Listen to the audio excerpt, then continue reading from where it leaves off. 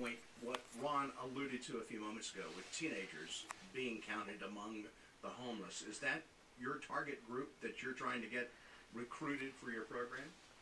Well, we don't necessarily have a target group, but that's the group we see the most. With Community Works, it seems to be more appealing towards the younger generation of homeless people.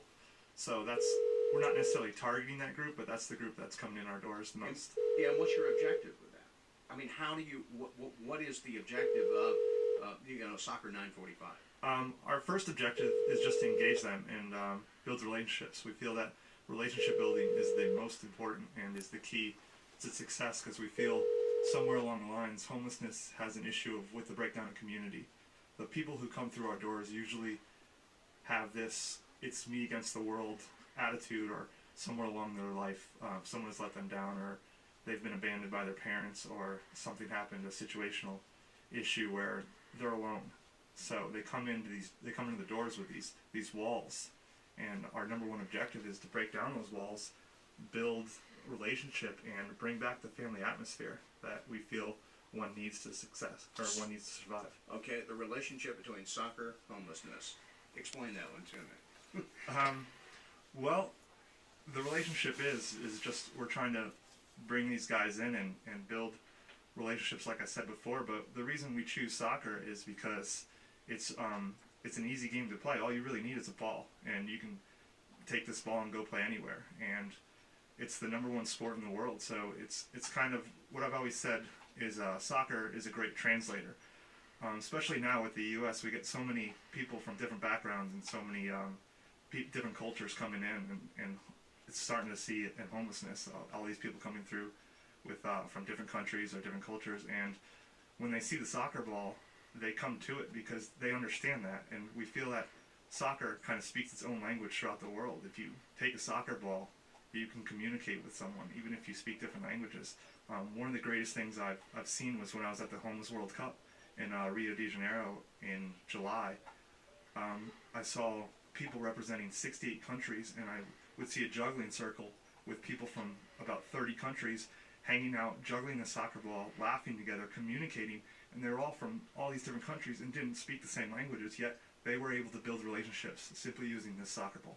And it would seem to me, Dale, that part of that objective, too, is that you can end that cycle.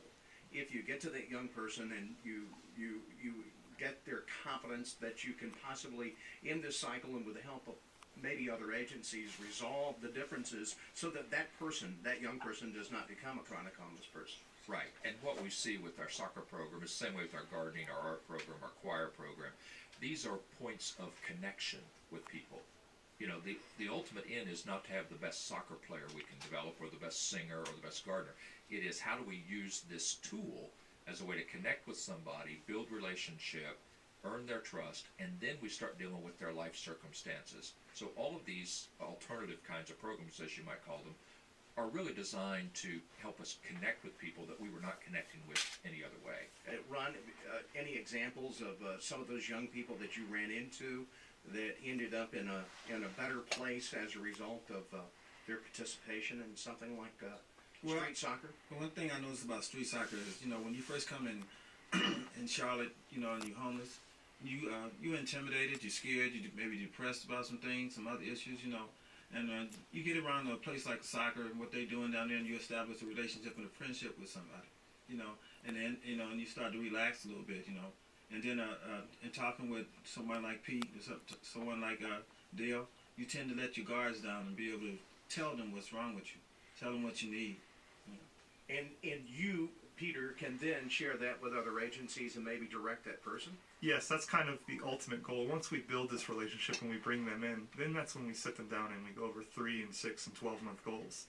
And whether that's simply getting an ID, to going back to school to get their GED, or going back to college, or tackling a mental illness, or tackling an addiction, and maybe reconnecting with a family member.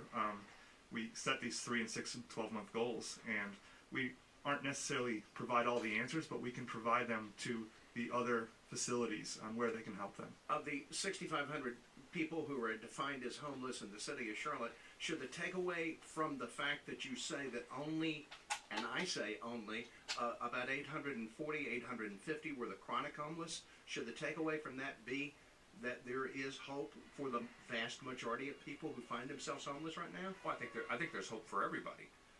You know, we know that situationally homeless will escape homelessness eventually with the right supports. The chronically homeless, while the number may not be that high, they do use up a disproportionate amount of the resources. So that's our real challenge. Our discussion on the homeless in Charlotte